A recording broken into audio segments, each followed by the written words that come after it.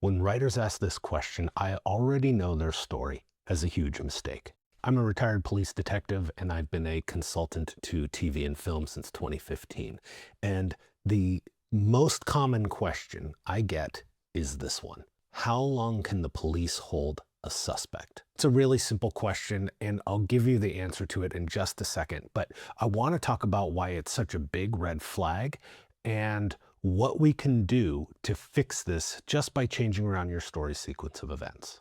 So, how long can the police hold a suspect? Now, what the writer's really asking is how long can the police hold on to a guy without filing charges or having him charged with a crime? If your story's set in the US, the Supreme Court tells us that your detention must be reasonably brief. So, what does that mean? If we're talking a traffic stop for some sort of moving violation and infraction, then even 30 minutes might be considered too long for that detention. But more often than not, when I get this question from a writer, it really has to do with a murder suspect that's been detained by detectives. And those detectives might have a hunch that this is their guy, and they don't have enough evidence to actually convict him.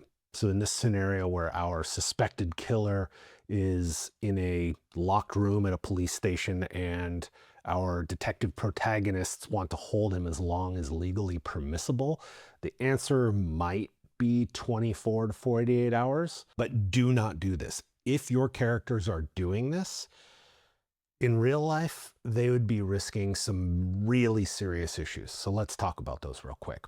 Number one, this holding him thing is absolutely going to be considered an arrest, which then leads to the question, did the police have probable cause to arrest him in the first place? And number two, if the detectives failed to obtain whatever evidence they need and end up having to release this suspect, then they've opened themselves up to potentially a false arrest situation, which is not only a crime in and of itself, it also jeopardizes the admissibility of any evidence that they obtained as a result of this false arrest.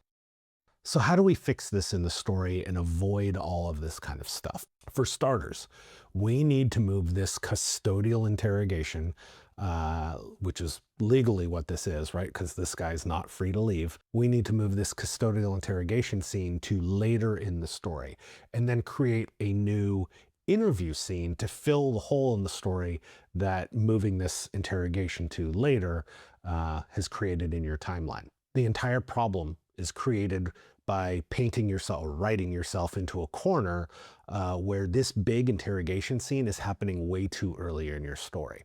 You can still have your detectives interview the suspect, which is what we're going to do to fill this hole that we've created by moving the interrogation scene to later.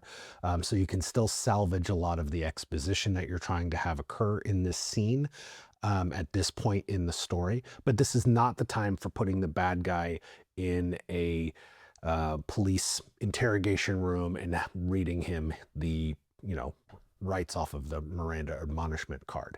So instead, have your detectives treat this likely suspect like any other witness. Make those questions that they ask the suspect, get them to answer or not, but don't let the detectives clue the suspect into them thinking that he's their bad guy. That's going to happen later. So we're going to be tossing softballs to him. We're not going to be confronting him real hard like you would in a true interrogation.